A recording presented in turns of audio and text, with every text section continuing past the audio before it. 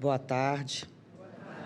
É uma grande alegria, né, podermos voltar a essa casa que temos em nosso coração, tanto carinho, tantos rostos queridos que vamos relembrando sempre, né?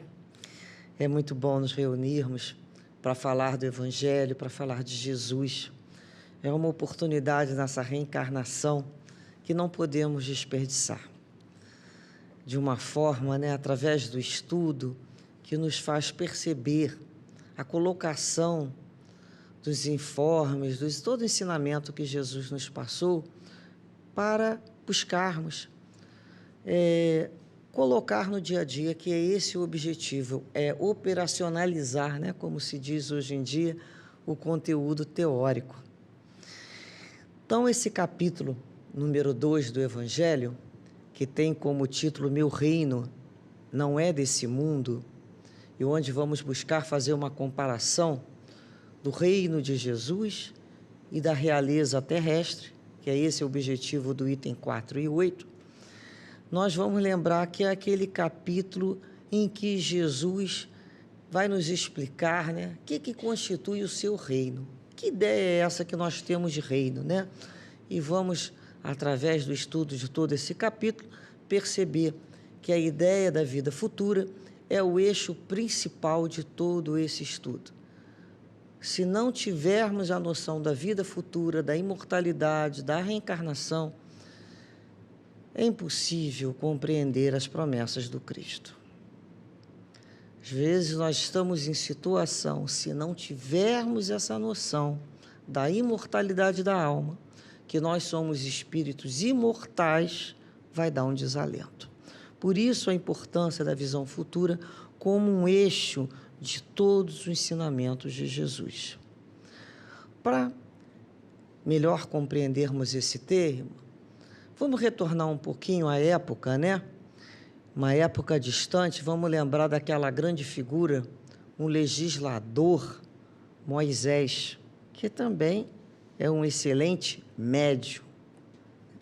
Moisés liberta o seu povo hebreu do Antigo Egito e conduz por 40 anos num deserto aquele povo, um povo bárbaro, um povo indisciplinado.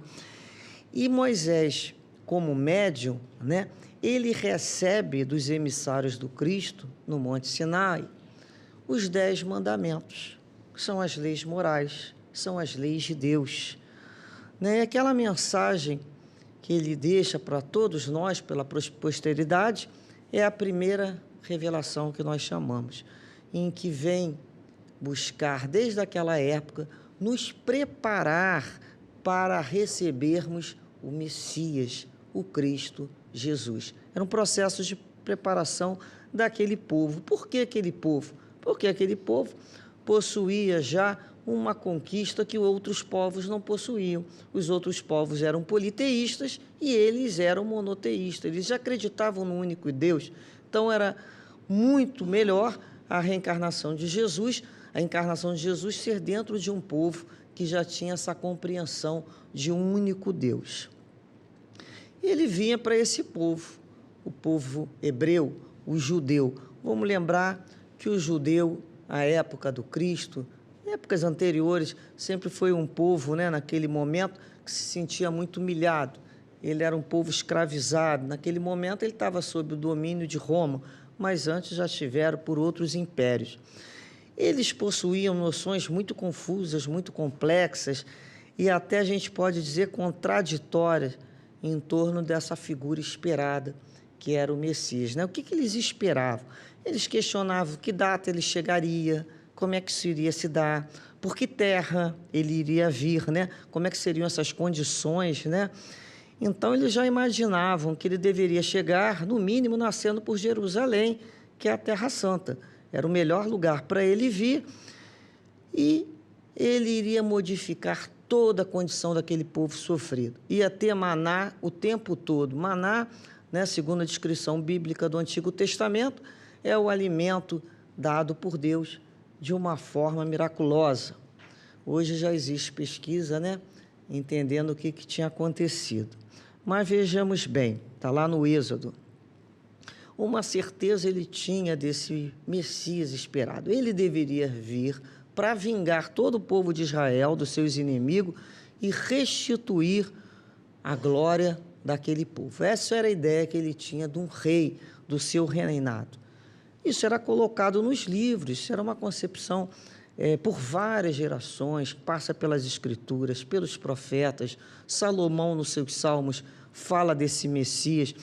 Nós temos o profeta, Isaías, que relata muito bem sobre esse rei esperado pelos judeus. A casa que ele vai vir, que vai ser uma casa real também, que é a casa de Davi. E eles tinham característica até sobre-humana. O livro de Esdras o tem como um leão devorador. Então, era assim, uma coisa assim, eles esperavam. Eles diziam que quando ele chegasse, a terra toda ia tremer, meio que terremoto, depois ia ter um incêndio, e depois ia ter fome para todas as nações, menos para eles, que eram um povo eleito. Olha a ideia que se tem. Então, a gente fica imaginando, as concepções das criaturas humanas são colocadas no livro, e isso é passado de posteridade. Como é que vai ser a característica desse rei, O que eles estão aguardando ali?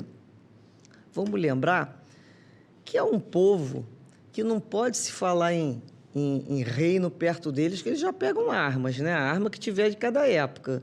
Então, um povo belicoso. Aquela época já era um povo bem belicoso, com um Deus muito terrível e que queria exterminar os seus inimigos. Nós temos que contextualizar, entender o que corria naquele momento. Então, eles esperavam um caráter desse Messias, um caráter realmente guerreiro. Era um guerreiro que deveria chegar para esmagar as outras nações, inclusive destruindo, se lê, cabeças, flechas no coração. É o que se esperava, chegando num carro divino, trazido, um carro de fogo trazido por anjos, para ofuscar quem? Naquela época já de Jesus, o Império Romano, os Césares. Esse era o objetivo, existia esse objetivo político, território político. E o que acontece? E o que chega, Chega Jesus ao mundo de noite, de preferência, num lugar muito humilde, nascendo, dentro de uma estrebaria, porque não tinha nem local para os pais dele se colocarem, não tinha uma pousada. Ele é colocado ali numa manjedoura, cercado de animalzinho, com os pais, um que é carpinteiro, e a mãe, uma mulher muito simples, o povo. Olha como é que ele chega. Cadê o tapete vermelho? Esse que era o rei esperado, não tinha um palácio para nascer, não vem da dinastia de um rei? Olha, reparem na época como isso deveria ter sido mesmo complicado. Porque, na realidade, Jesus mesmo falou dele, ele não tinha nenhuma pedra para recostar a cabeça. As aves tinham os seus ninhos, as raposas, os covilhos, não tinha nenhuma pedra. Era esse o rei esperado há tantas gerações. Então, diante de um quadro desse, a gente começa a compreender que era muito difícil aceitar Jesus, principalmente pelos judeus ortodoxos, presos à letra da lei, reconhecer naquela figura mansa, bondosa e humilde o grande Messias prometido. E até hoje, quantas criaturas têm dificuldade em aceitar Jesus face essa simplicidade? Porque acostumou-se a entender que o que é bom é complicado, o que é bom é muito rico, o que é bom é muito caro, o que é bom é difícil, o que é bom... Não é essa a concepção? É. Por umas pessoas que talvez muito intelectualizadas, a figura desse Jesus, muito simples, incomoda. Vai contra toda a ideia que tem de valores. Então, eles esperavam, na realidade, um político, um guerreiro que pudesse libertar eles da escravidão, que estavam submetidos ao poder de Roma. que ele mudasse o rumo da história em segundos e que ocupasse o trono no mundo, exercendo o seu poder temporal. Naquele tempo, repara que é o poder do tempo, da matéria, é isso que estavam interessados. E é isso que se compreendia do poder.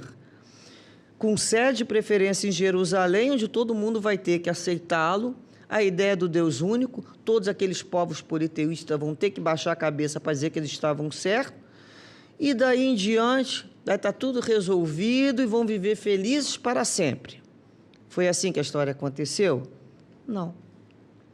Jesus era guerreiro? Não. Jesus tomou o poder temporal? Não. Não entrou em conflito com Roma, até admitiu pagar imposto a César. O que é de Deus é de Deus, o que é de César é de César. Ele não era um revolucionário nesse sentido de política, era de moral. Ele não se importava em se misturar com os publicanos à época, que eram pessoas mal vistas, porque cobravam dinheiro para Roma. Ele não se incomodava de se juntar aos samaritanos, que eram considerados péssima gente para os judeus. A gente vai lembrar da passagem dele com a mulher samaritana no Poço de Jacó, uma das passagens mais lindas, não é? Ele se mistura aos pecadores, às mulheres que eram consideradas de má vida, e até os procurava. O que ele dizia? O médico veio para quem? Que precisa de médico? Os doentes. Os sãos não precisam de médico, são os doentes que precisam. Olha que isso sim é uma revolução de ideia, isso é uma... E ele ainda se atreveu a dizer, né, que o sábado foi feito por causa do homem e não o homem por causa do sábado. Nossa, isso naquela época era tudo que estava de errado. Então, ele veio por Israel e não foi compreendido pelo seu próprio povo. Tinha uma missão divina, ele veio para relembrar aos judeus a lei moral ensinada por Moisés. Nós conversamos sobre ele rapidamente. Por que relembrar? Porque essa lei tinha sido esquecida, tinha sido emaranhada, junto ao decálogo, são 10, né? 10 itens, eles juntaram 613 preceitos ou mais, que falavam somente de práticas exteriores, onde controlavam a tua vida, desde o nascimento de uma criança até a hora do seu enterro, como deve ser, a sua vida sexual, enfim, tudo, como se educa, é preceito. E esses preceitos se prendiam, como se prendem muitos até hoje, a práticas exteriores. A questão de ser mais preocupado com a mão lavada, com o que se coloca, do que sai de dentro, do que sai do coração. Então, Jesus veio, realmente, ele não veio destruir a lei. Estavam falando, você veio destruir a nossa lei. Não, não vim destruir a lei de vocês, foi o que ele falou. Ele veio dar cumprimento, ele veio cumprir a lei moral que estava abandonada. Ele falou assim, ó, vocês esqueceram. Vamos ver aqui o que foi a planta que meu pai plantou e o que não plantou. O que não plantou vai ser arrancada. E ele sai arrancando sem dó nem piedade, porque, na realidade, ele sabe que ele estava contrariando o poder dos rabinos, que é um imenso poder, que é o poder religioso, que o Estado e a religião se confundem. Então, ele vai demonstrar ali que toda a base da lei, que importa, é o amor. É como se falasse assim, para que serve todo esse Antigo Testamento? Ele via aquele povo mais simples, né? Que muitos não entendiam como é que devia fazer aquela prática, ele falasse assim, olha, gente, pega isso aqui, vamos aqui fazer uma redução disso, né? Uma boa de uma redução, vamos fazer um resumo. Qual é o resumo? Amor. Amar a Deus sobre todas as coisas e ao próximo como si mesmo. Aí está toda a base da lei. Por isso que nós temos a nossa educação judaico-cristã E devemos nos ater ao Novo Testamento, que é isso que nos importa. Porque muito das outras situações parte do folclore de um povo com todo o respeito a esse povo que nós merecemos.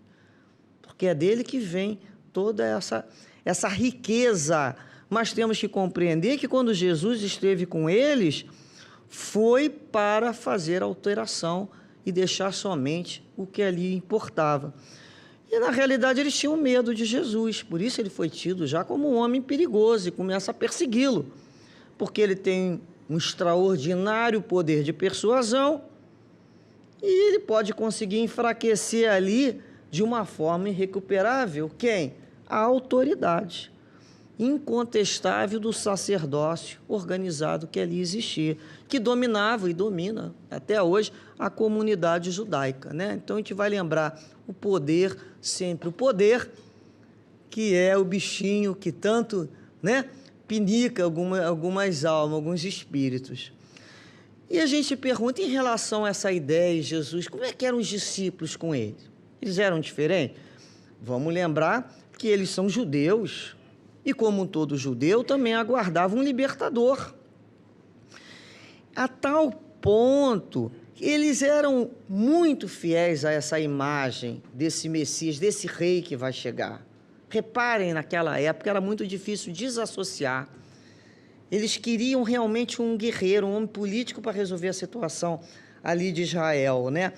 Então, por várias vezes, eles perguntam a Jesus, você não vai estabelecer o reino na terra logo, não?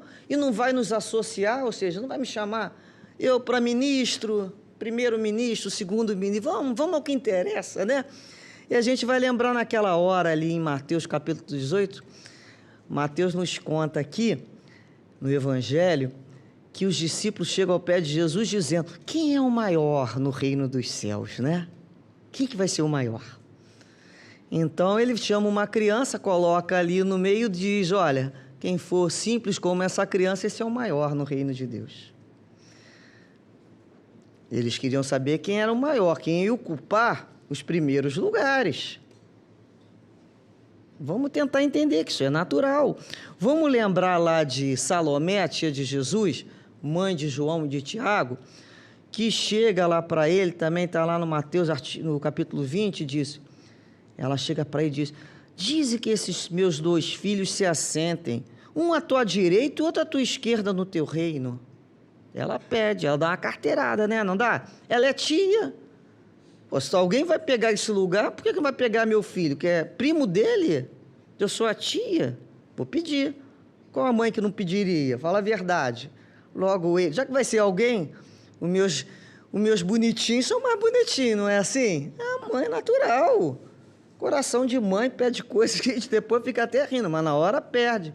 Então, eu estava aguardando ali um reino messiânico bem do mundo, terra a terra. É nesse sentido que ela apresenta aquele pedido ambicioso a Jesus. A gente começa a compreender essa situação, né? Tem um momento em que Pedro, também está no Evangelho de Mateus, que Pedro chega para Jesus e pergunta, eis que nós deixamos tudo e te seguimos. O que vamos receber? É uma pergunta, né? Daquele que está largando tudo. E Jesus fala que me seguistes quando de regeneração o Filho do Homem se assentar no trono da sua glória, também vos assentarei sobre 12 tronos para julgar as 12 tribos de Israel. Então, o que eles entenderam com essa promessa que todo mundo vai sentar num trono? São 12, né? Aí ele já começa a imaginar, 12 tronos, um para cada um. Qual o trono mais importante dessa história toda? Então, essas concepções, nós começamos a perceber que precisamos vencer, que ela é do mundo. Então, Jesus vem para nos trazer uma ideia diferente. Com toda essa circunstância e com toda essa expectativa material, é natural, né, compreendermos melhor a pergunta de Pilatos, que nem judeu era. Ele chega lá no interrogatório, lá no pretório, e pergunta a Jesus, és tu o rei dos judeus? Tipo assim, tu? Né? quem é tu? Aquele homem assim esfarrapado, sem... É tu? Ele fica impressionado mesmo. Jesus lhe responde, né, depois, meu reino não é desse mundo. Se fosse, meus servos lutariam para me impedir que os judeus me prendessem. Mas agora, meu reino não é daqui. Então, vamos reparar essa situação de Pilatos, né? Quando Pilatos, né, conversa e ele diz que não é desse mundo, ele está falando de uma relação, uma realidade muito diferente daquela que o Pilatos, governador, conhece. Ali no seu tribunal, né, na sua governança, o que ele conhece, Pilatos? Conhece os conchavos, certamente, o poder do mais forte, o poder do din financeiro, o poder aristocrático de quem manda, de quem obedece. É esse poder que ele entende ali nos bastidores que ele vive. A força acima de tudo. A força e o poder. E Jesus está ali falando para ele, meu reino não é desse mundo. Ou seja, meu reino é diferente. Ele é fora do limite do mundo físico. Vamos fazer essa compreensão, né? É um reino, então, espiritual. Então, a gente já sabia que existia um mundo espiritual, um reino espiritual.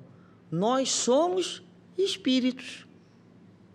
O que nós somos? Espíritos, temporariamente, neste corpo de carne. Muito temporariamente, diga-se de passagem. Então, ele vem falar desse reino onde existe a justiça, a bondade, o amor e a verdade, coisas que eles não estavam acostumados. Um povo sofrido como até hoje somos nós, não é? E o que ele promete? Esse reino a todos aqueles que vivessem de acordo com as leis de Deus.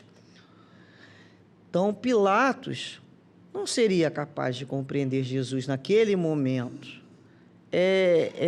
São dois mundos que se encontram, que se chocam. São coisas antagônicas, né? O material e o espiritual. Um fala de temporário, o outro fala de eterno.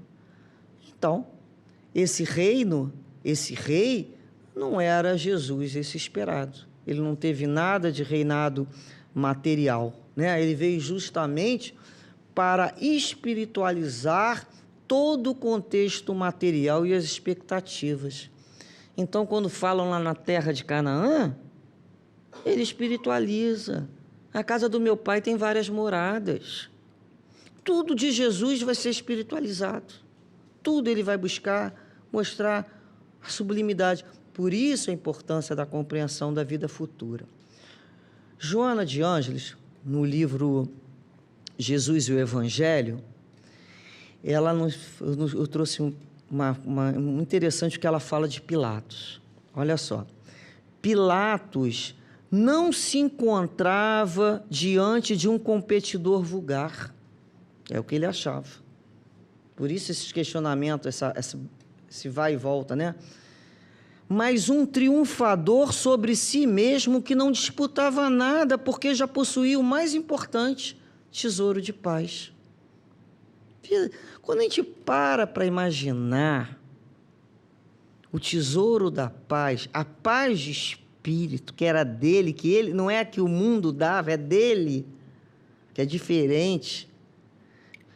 A gente olha e fala assim, é brincadeira, né? É trocar realmente qualquer coisa muito elevada por um brinquedo de criança que ele sabia ali. Então ele tinha, como ela fala aqui, o tesouro da paz. Então, depois, no segundo comentário de Jesus com Pilatos, que ele fala, agora, porém, meu reino não é daqui. Ele fala aqui, mas agora meu reino não é daqui. Agora. O que significa isso? Que dá para entender que naquele momento, o reino que ele está estabelecendo não seria possível ainda. Apesar daquele povo e da espiritualidade ter investido todo naquele povo. Não seria possível existir. Mas se naquele momento não era possível, no futuro, sim. Por isso ele fala, agora.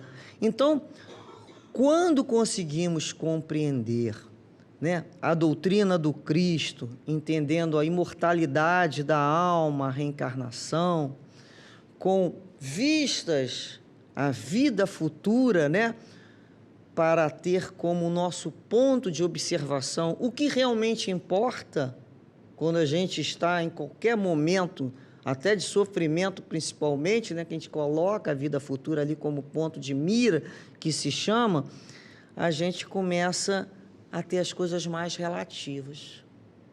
A gente olha para a nossa vida, mas quando a gente olha na vida futura, a gente fala, não, minha visão tem que estar além.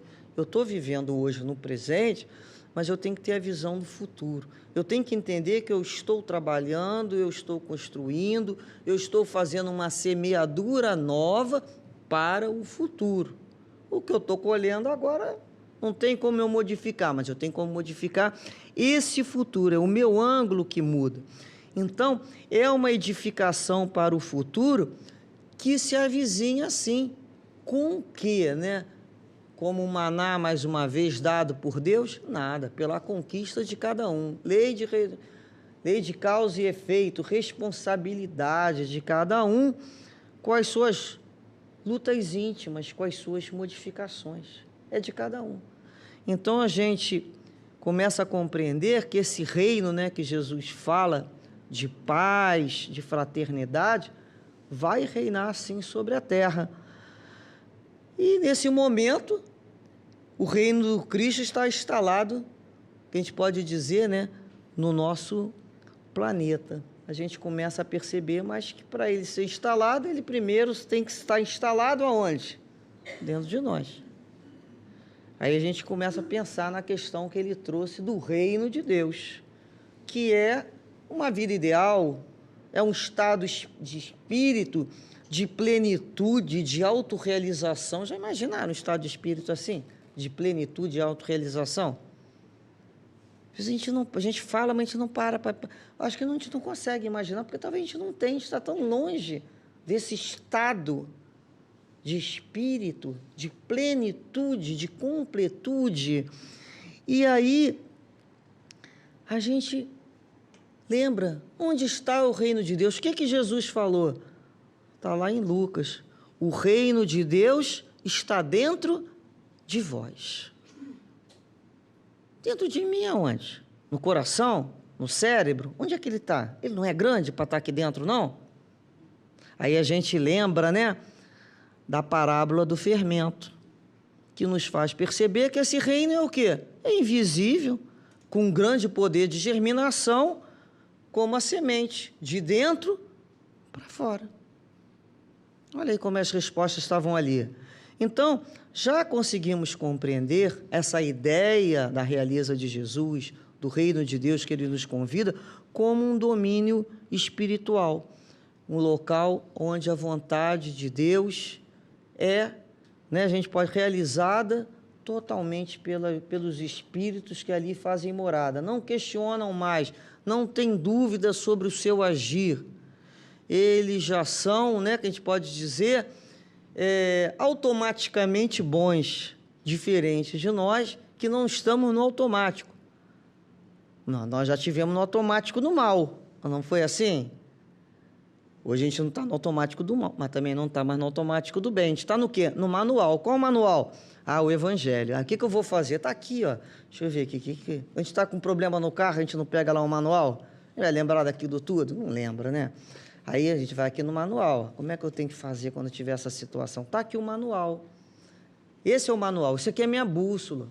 Isso aqui que me dá direção para onde eu vou andar. Porque se eu não souber para onde eu vou andar, vou chegar em lugar nenhum, não é? Então, a gente tem que ter um direcionamento. Está aqui, é Jesus.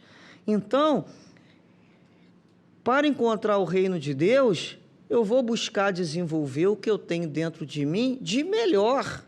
São os meus talentos que eu vou desenvolver. Todos esses talentos precisam ser eclodidos, porque está tudo dentro de mim. Mas está como? Está que nem aquela semente ali adormecida. Eu preciso desenvolver, eu preciso estimular, eu preciso criar condições para que aquilo venha, para que aquilo surja dentro de mim. E o que Deus me dá de oportunidade? As experiências da vida, não é assim? Então, como eu vou entrar nesse reino de Deus? Como é que é essa chave, né? A gente que gosta muito do simbolismo, qual é a chave? A chave que mexe nessa fechadura aí, né? É a lei de Deus, quando a gente vive dentro da vontade de Deus. É essa possibilidade, a gente começa a imaginar. Temos essa condição? Que reino a gente está esperando ainda? Que tipo de homem a gente está esperando para vir? Nos salvar, um salvador da pátria?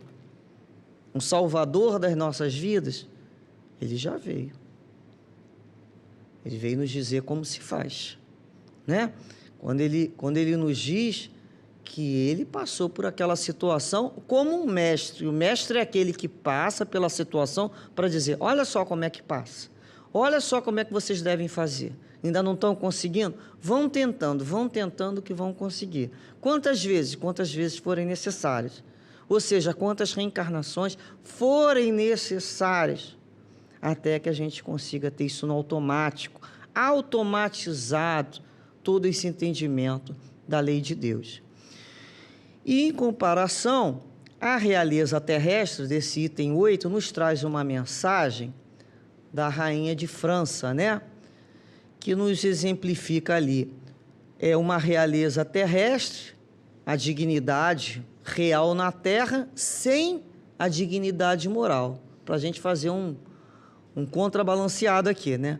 Então, essa ex-rainha, ela inicia nesse item dizendo que somente no plano espiritual ela compreendeu a verdade de Jesus nas palavras, meu reino não é desse mundo. Só quando chegou lá no plano espiritual que ela entendeu isso. Ela pensava que ela seria recebida no reino dos céus como rainha. Ué, não é o pensamento coerente? A dignidade real não é um direito dado, um entendimento somente antigo, dado por Deus a determinadas famílias, são as famílias reais, que não foi dado por Deus?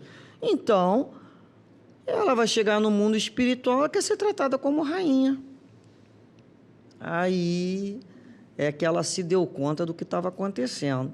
Ela se surpreendeu, né? Porque despertou no plano espiritual, não ter levado consigo a sua realeza. E o que ela sentiu muito? Ela viu muito acima dela, hierarquicamente, pela autoridade moral, pessoas, homens, né?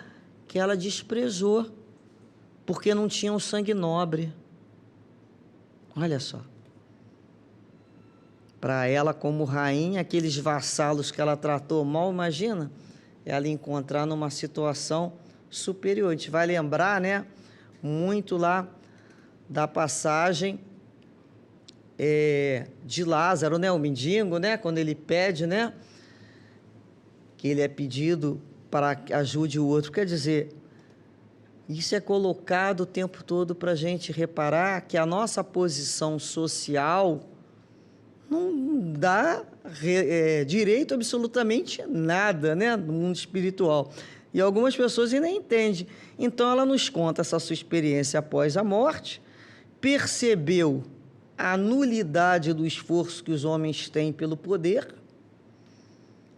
e já que Deus não vai privilegiar nenhum dos seus filhos com acesso ao reino dos céus, é o que ela percebeu, as pessoas lutam, se matam, envenenam a família e fazem não sei o quê para conseguir ter acesso àquela cadeira, àquele trono. E ela descobriu a nulidade daquilo ali, a bobagem que era aquilo ali, né?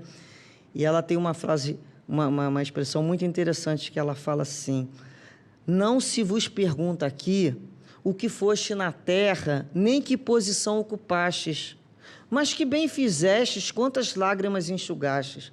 Olha só, Leon Denis fala, né, que se pelo menos uma lágrima na nossa encarnação, né, a gente tiver conseguido enxugar através de uma assistência de alguma coisa, já é uma reencarnação de vencedor. Olha só, uma pelo menos. Vocês vejam como é que nós podemos passar até 100 e poucos anos sem fazer uma situação dessa. E aí a gente se pergunta, esse aqui é que eu, na alfândega da vida, vai querer saber isso. Não vou levar nenhum alfinete, não levo posição, não levo nada. O que eu levo? O bem que eu fiz. O bem que eu fiz. Mais simples possível, que a mão de esquerda não soube o que a direita fez, aquela bem sem interesse. É aquele que fica, porque o restante já recebeu sua recompensa na própria terra, não é assim? Então, ela entendeu que para penetrar no reino de Deus, depois que ela saiu do reino terrestre, não valia nada o seu título, e sim as ações nobres feitas a favor dos outros. Isso é a chave que abre a porta desse reino. E, na realidade, Deus oferece a todos nós, pelos processos reencarnatórios, possibilidade de desenvolvermos as nossas potências, onde quer que estejamos reencarnados. Sejamos com o mais inferior, dos serviçais, a um trono, a uma monarquia. Porque são experiências. Você aprendeu a viver assim? Agora, vamos ver se ela aprende a viver assim. Tem pessoas que vivem muito bem numa posição social e não conseguem sair bem numa outra posição. A gente mesmo acha que vai sair bem. Isso, filho, se eu for rica, nossa senhora, eu vou fazer acontecer. E às vezes aquilo não vem mesmo na vida para não ser a pedra de tropeço. Aí mesmo é que vai perseguir, que vai separar, aí mesmo que vai se ilhar, que vai deprimir, que vai olhar para todo mundo estranho. Então não é à toa. Se Deus nos colocou numa determinada posição, numa determinada família, aquilo ali é a oportunidade que nós temos de desenvolver aquela potência necessária àquela situação. A gente, quando nasce numa família com muita dificuldade, os pais, na infância, com pobreza, o que a gente aprende a ter? Paciência, não aprende? Aprende a ter paciência, aprende a respeitar. Você não discute com o chefe que você não pode ser mandado embora. Cala a boca, você cala a boca. Olha quanta coisa que você aprende. Aprende a ficar no trânsito, aprende a ficar na fila do SUS, aprende a ficar no trem em pé, sem tirar o pé do lugar. Olha quanta coisa que você aprende. São experiências. Tudo na vida são experiências. E o outro que tem uma condição financeira, ele sabe dividir, ele sabe proporcionar o que ele tem de melhor. O que às vezes a gente se pergunta, para que eu quero tanto prato, tanto faqueiro, se eu não levo ninguém na minha casa, às vezes, para tomar um café? Ainda mais hoje em dia. Antigamente se levava para mostrar as xícaras bonitas, Me lembro que a minha mãe tinha umas 3 separadas para quando vinha a vizinha. Eram as mais bonitas, só tinham 3, porque uma quebrou. E aquilo só vinha para elas. Então, a gente que bebesse no copo lá do tomate, o prato mais arrebentado. Mas o dia da visita era assim a ideia. Então, nós perguntamos, a gente está levando quem na nossa casa para dividir, meu Deus? A gente vai guardando coisas, 30, 40, 50, 60, 70 anos guardando coisa, para quê? Isso vai ser uma problemática no desencarne, Porque isso tudo cria sombras. E às vezes, quem tem muito filho, dá aquela problemática. Bem, conclusão. Percebemos no estudo que temos 2 tipos de realeza, a terrestre e a moral. A primeira está dizendo respeito às glórias, aos títulos, às honras efêmeras que o mundo presta àquela coroa material. Possui um período definido, porque ela vai ser aquele período daquela realeza de acordo com as circunstâncias, pode ter uma guerra, pode ter uma revolução e aquilo ser modificado, ou da idade daquelas criaturas, Tempo de vida do monarca. A nossa querida Elizabeth II foi 70 anos de reinado na Grã-Bretanha. Luís XV foi 72 anos. Olha quanto tempo, gente, reinado. O cara vai chegar do outro lado, ele está esperando alguém, para tirar a roupa. Ele vai ter que se desacostumar, isso é natural. Mas também existem reinados como Pedro IV, que durou 53 dias, não deu nem para ele se apegar muito. Então, o foco todo disso é um foco muito material, é previsível, é transitório, exige do outro a dependência e a submissão às ordens, E essa realeza acaba aqui mesmo na Terra, como informou a rainha de França. Já a realeza moral de Jesus, o seu período eterno. O seu poder faz-se conhecer principalmente depois da morte. O foco, o espírito imortal, onde predomina a autonomia, o livre-arbítrio, é a felicidade verdadeira. Então, nós lembramos, quando fazemos um estudo desse aqui, que quando a gente compreende a realeza de Jesus, né, essa realeza moral, nos traz também a ideia de responsabilidade que precisamos nos conduzir de acordo com o ensinamento do Mestre, com o nosso respeito. Ele é o nosso maior rei que nós já tivemos no planeta. O Livro dos Espíritos nos diz que é o tipo mais perfeito que Deus ofereceu ao homem para servir de guia e modelo. Então, ele sim, ele é o condutor das nossas almas. A gente pode dizer que Deus nos permita compreendê-lo e respeitá-lo cada vez mais, para que ele reine para sempre no nosso coração. Essa é a ideia. Dentro de nós. Um dia nós não estaremos falando disso ainda como estudo. Nós estaremos vivenciando isso de uma forma tão clara, tão verdadeira, como Jesus assim nos prometeu. E as promessas do Cristo não são em vão. Que Jesus reine, então, em todos os nossos corações. Graças a Deus.